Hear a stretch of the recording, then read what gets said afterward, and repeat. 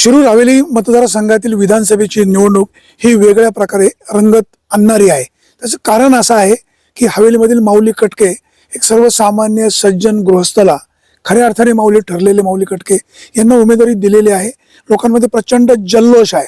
मगाशी आम्ही शिरूर शहरामध्ये काही लोकांची संपर्क साधण्याचा प्रयत्न केला. अनेक लोक असं म्हणतात की बाबा आम्ही अशोक बापूंना कंटाळलेलो आहे, ह्या व्यक्तीने 10 वर्ष काही केलेलं नाही, त्यांना निवडून देऊन पाश्चाताप झालेला आहे.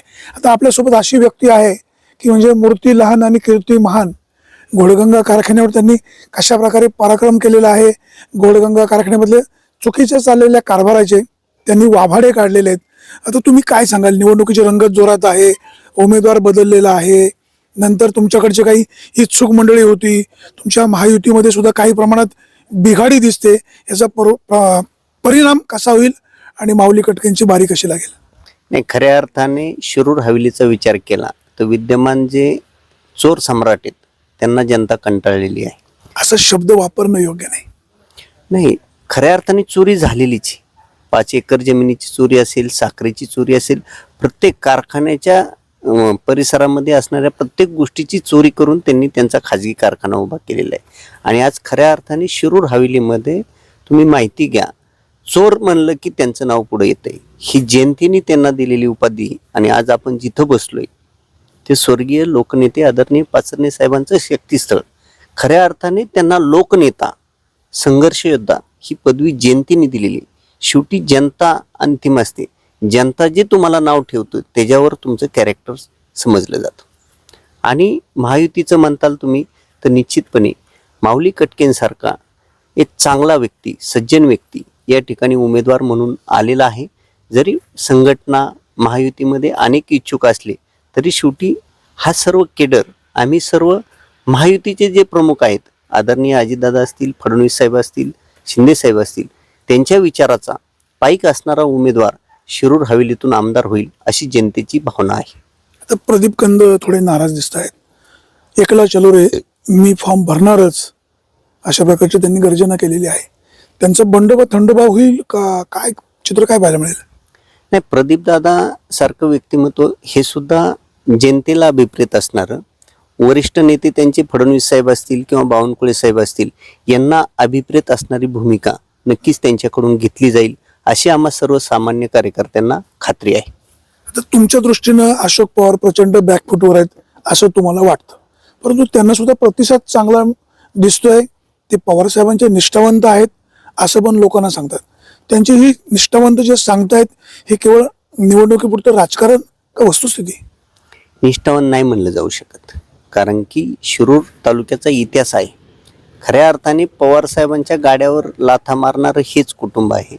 पवार साहेबांच्या अनेक उमेदवारांना विरोध करणारं, विरोधी उमेदवाराचा जाहीर प्रचार करणारं हेच अशोक पवार आहेत. आणि दुसरं एक घटना तुम्हाला सांगतो. 1991 साली कारखान्याचं भूमिपूजन झालं. पवार साहेबांनी त्या ठिकाणी, पवार साहेबांच्या हस्ते भूमिपूजन झालं. गेल्या 33 वर्षात कारखान्यावर एक पाटी भूमिपूजनाची पवार साहेबांची अशोक पवार लावू शकलेले नाहीत. आता निष्ठावान नाही, मी तर म्हणेल ते उष्टावंत आमदार आहेत. घोडगंगा कारखान्याचं भूमिपूजन शरद पवारांच्या हस्ते झालं होतं.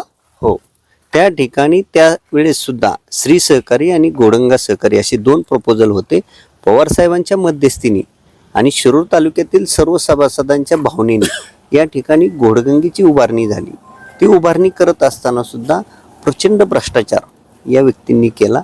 त्यानंतर आपण सगळं जर परिपाठ पाहिला तर आज 400-500 कोटीचं कर्ज, दुसऱ्या बाजूला त्यांचा स्वतःचा खाजगी कारखाना, 50-50 कोटीचा नफा दरवर्षी ताळेबंदात मिळवतो. असे ह्या सगळ्या गोष्टी त्याच्यामध्ये आहे. त्याच्यामुळे जरी आज तुम्ही नीट बघा, इथं देणारा, महायुतीच्या बाजूने देणारा जो कोणी म्हणजे मतदार असेल तो आतून भावना व्यक्त करतोय. आणि तुम्ही पाहिलं असेल अनेक क्लिप्स आल्या की त्या लोकांना दारूसाठी, कशासाठी म्हणजे लालूच दाखवून त्यांना पैसे देऊन त्यांच्या बाईट घेतलेल्या आहेत.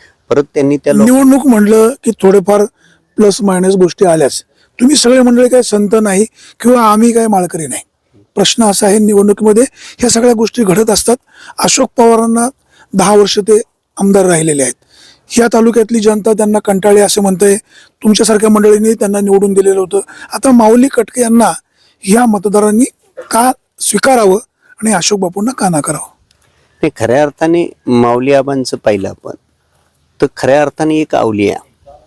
पैसे सगळ्यांकडे आहेत, परंतु गोरगरीब जनतेला जवळपास 50,000 भाविकांना उज्जैनचं दर्शन त्यांनी घडवलं.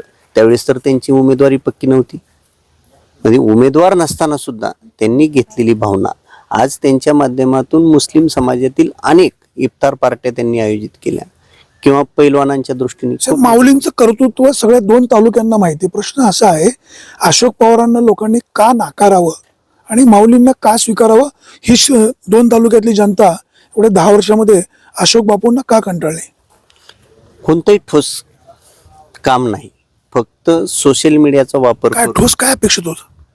मला जर त्यांना जाहीर आव्हान आहे, म्हणजे आज तुमच्या माध्यमातून मी सर्व शिरूर हवेलीकरांना एक बक्षीस योजना जाहीर करतो की 25,000 रुपये बक्षीस मी स्वतः देणार आहे. शिरूर हवेलीतील जनतेने अशोक पवारांनी स्वतः पवारांच्या बगलबाच्यांनी एक काम की 2 गावं जोडणारं रस्ता त्यांनी 2019ला आमदार झाल्यानंतर ते काम प्रस्तावित केले, त्याची मंजुरी घेतली आणि त्याला राज्य शासनाच्या माध्यमातून निधी टाकून तो रस्ता पूर्ण केलाय. असं फक्त एकच काम त्यांनी दाखवायचंय. मग आमदारकीचा जो फंड असतो तो त्यांनी काय घरी वापरला काय? असं काय?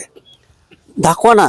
माझं ओपन चॅलेंज आहे तुमच्या. तुमचा आरोप नेमकं काय? मग एक रस्ता त्यांनी दाखवा की जो 2 गावांना जोडणारा त्यांनी पूर्ण केलाय. त्यांच्याकडे सगळं अर्ध काम. आणि आज तुम्ही पाहिलं तर आंधळगाव फाटा ते तांदळी हा आमच्या रस्त्याला ह्या 2019 ते 24 आदरणीय अजितदादांच्या माध्यमातून ते अर्थमंत्री होते, त्यांच्या बजेटमधून 32 कोटी रुपयांचा निधी आला.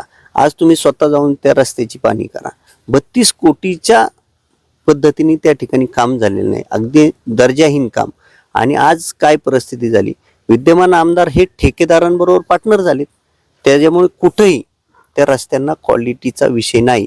फक्त ते भाषणांमध्ये म्हणतात. रस्ता जर चुकीच्या पद्धतीने चाललेला असेल तर अगदी त्यांच्या जवळचे कार्यकर्ते आम्हाला फोन करत होते, रस्ता खराब चाललाय, तुम्ही या आणि बंद करा. हे म्हणलं तुम्ही बंद करा ना, तुम्ही लोकशाहीने तुम्हाला पण अधिकार दिलेला आहे. म्हणजे त्यांच्या अगदी जवळच्या कार्यकर्त्यांचे सुद्धा आम्हाला पर्सनली निरोप. आमदार हे ठेकेदाराचे पार्टनर म्हणायला आरोप की वस्तुस्थिती तशी आहे? शिरूर हवेलीमध्ये तुम्ही माहिती घ्या, शासकीय कागदपत्र काढा, एक ठराविक 4-5 लोक सोडून दुसऱ्या कुणाला कामच नाहीत. त्यांचे कार्यकर्ते असतील. हो, आज ते वाघोलीला त्यांनी मॅरेथॉन घेतलं, त्या ठिकाणी टी-शर्ट घालून ते ठेकेदार होते. तुम्ही नीट ऑब्झर्वेशन करा, त्यांच्या अवतीभोवती कोण आहे. तुम्ही वेगळं काय करणार?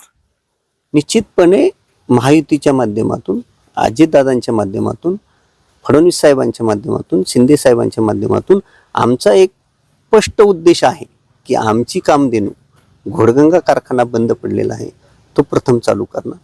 त्यानंतर जे काय या भागातील जे प्रश्न असतील, पुनर्वसनाचा प्रश्न आहे, रस्त्याचा प्रश्न आहे, ट्रॅफिकचा प्रश्न आहे, खूप प्रश्न आहेत. मग तुम्ही एवढे कार्यसम्राट होता तर हे प्रश्न पेंडिंग का पडले, हा माझा त्यांना सवाल आहे. काय त्याची कारण तुमच्या दृष्टीनं काय? त्यांनी त्यांच्या खाजगी कारखान्यात जास्त वेळ दिला आणि बाकीचं राजकारण करणं, लोकांना गुंतवणं, कायदेशीर त्यांच्यावर कारवाया करणं, पोलीस स्टेशनचा आधार घेणं, ह्या प्रक्रियेतच ते गुंतले. आणि खऱ्या अर्थाने म्हणजे आता त्यांच्या मुलाची एक क्लिप बाहेर आली, त्यामध्ये तुम्हाला दिसतंय की MIDC मध्ये कशा पद्धतीने त्यांचा सगळा हस्तक्षेप चाललाय, पैसे कमावणे एवढंच त्यांनी उद्दिष्ट ठेवले. तळ राखी तो पाणी चाखी. माऊली कटके एक सज्जन गृहस्थ आहे, त्यांच्यावर संस्कार चांगले आहे, त्या खुर्चीचा मोह अतिशय वाईट असतो. त्या खुर्चीवर बसल्यानंतर जर तुमच्या 2 तालुक्यांनी माऊलींना संधी दिली खुर्चीवर बसण्याची आणि माऊलींकडनं जर असं काही घडलं तर जनतेने कोणाकडे पाहायचं? तुम्ही लोकांना काय शब्द द्याल? नाही, त्यांच्या नावातच माऊली. माऊली आलं की माऊली हे आपलं आदराचं स्थान आहे, आपलं दैवत आहे. त्या नावाला निश्चितपणे कुठंही कलंक लागणार नाही अशा पद्धतीचं काम माऊली आबांच्या माध्यमातून होईल याची माझ्यासारख्याला निश्चित खात्री आहे.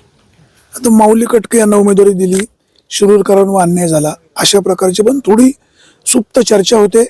तुमच्याकडची सगळी जी मंडळी आहेत ही सगळी एक संघ आहेत का? निश्चितच. शेवटी राजकीय व्यवस्थेमध्ये इच्छुक असणं गैर नाही, परंतु पक्षाने जो काय आदेश घेतलाय, महायुतीने जो निर्णय घेतलाय, त्या निर्णयाला शिरूर तालुक्यातील सर्व शिवसेना, भाजप आणि राष्ट्रवादीचे कार्यकर्ते 100% महायुतीचा जो आदेश आहे तो पाळतील, याची आम्हाला कुठेही अडचण वाटत नाही. आज अजित पवारांची सभा होते, 2 दिवसापूर्वी तुमच्याकडे काही इन्कमिंग झालं, आज असं काही वेगळं इन्कमिंग पाहायला मिळेल? नाही, आता इन्कमिंग पेक्षा आमचं आता लक्ष काय आहे की खऱ्या अर्थाने आपला उमेदवार उच्चांकी मतदाने निवडून आला पाहिजे. आणि आज माझं जाहीर स्टेटमेंट आहे, आज अशोक पवारांबरोबर जी काही माणसं दिसत आहेत आपल्याला, ती फक्त शरीराने त्यांच्या बरोबर आहेत, मनाने नाहीत. कारण दहशत दहशत, कारखान्याचं आर्थिक व्यवस्थापन आणि त्यांच्याकडे ज्या काही गोष्टी आहेत त्याच्यामुळं माणसं दबून आहेत, त्यांना समोर यायचं नाही. निश्चितपणे मतदानामध्ये ती लोक सुद्धा 100% दाखवून देणार आहेत. आपण पाहिलं असेल, पलांडे काकांची प्रतिक्रिया पाहिली असेल किंवा नरके साहेबांची प्रतिक्रिया पाहिली असेल किंवा खाजगीत जो कोणी राष्ट्रवादी अशोक पवारांचा म्हणून कार्यकर्ता आहे त्याची जर खाजगीत आपण मुलाखत घेतली तर ते म्हणतो आता टांगा पलटी करायचं आहे. अशोक पवारांनी जेव्हा परवा उमेदवारी अर्ज दाखल केला, खासदार कोल्हे, खासदार लंके होते, आणि गर्दी पण चांगली होती. काय प्रतिसाद दाखवायला गर्दी होती का वस्तुस्थिती वेगळी आहे? नाही, 2019च्या तुलनेत गर्दी खूप कमी होती. आणि शेवटी खासदार येणार आहेत 2, त्यामुळं त्या उत्सुकतेने काही लोक आली होती, परंतु नीट आढावा घेतला तर गर्दी अपेक्षित नव्हती. शिरूर तालुक्यामध्ये खूप मोठ्या प्रमाणात मी विकास केला, रस्त्याचे प्रश्न मार्गी लावले, असं एक गाव नाही की तिथं मी विकास केला नाही असं ते म्हणतायत. आणि तुम्ही म्हणतायत 5 वर्षामध्ये 2 गावाकडे जोडले, रस्ता केलाय का, असं दाखवा. हे 2 वेगवेगळे विषय जुळत नाहीत. जनतेने काय समजायचं? नाही, त्यांचा प्रॉब्लेम काय, ग्रामपंचायतीच्या माध्यमातून झालेलं काम सुद्धा ते म्हणतात मीच केलं. आमदार जरी असले तर मग तुम्ही आमदार फंडातली कामं सांगा ना. आज या महाराष्ट्र राज्यामध्ये किंवा पुणे जिल्ह्याचे पालकमंत्री म्हणून अजितदादा, चंद्रकांतदादाच राहिलेले आहेत. गेल्या 10 वर्षाचा हे काढलं, किंवा त्याच्यापूर्वी सुद्धा अजितदादाच पालकमंत्री होते, अजितदादाच अर्थमंत्री होते. शेवटी अर्थमंत्री त्याच्या बजेटमध्ये जी कामं घेईल त्यांनाच बजेट प्रोव्हिजन होती. त्यामुळे हे सगळ्या भूलताप आहेत, दुसऱ्यांची कामं.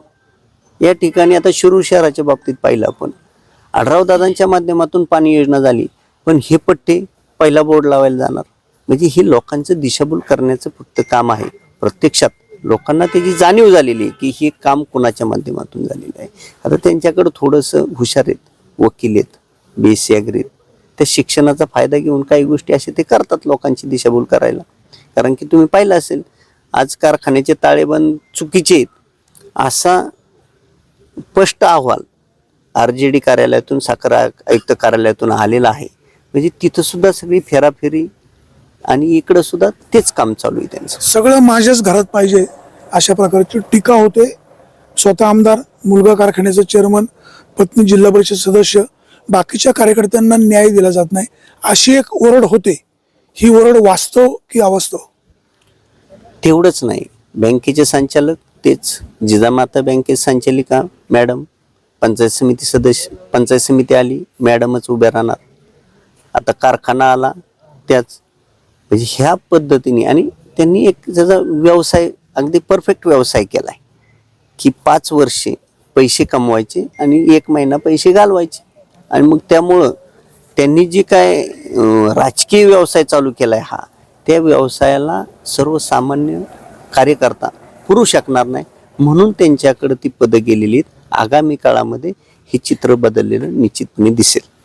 माजी आमदार स्वर्गीय बाबूराव पाचरणे हे शिरूर तालुक्याचे एक विकास पुरुष, सर्वसामान्य हवाहवसं वाटलेलं नेतृत्व आपल्या पाठीमागं आपण पाहतोय. त्यांचं या ठिकाणी स्मारक उभं केलेलं आहे. माजी आमदार स्वर्गीय बाबूराव पाचरणे यांचा आशीर्वाद कोणाच्या पाठीशी राहील, अशोक पवार की माऊली कटके?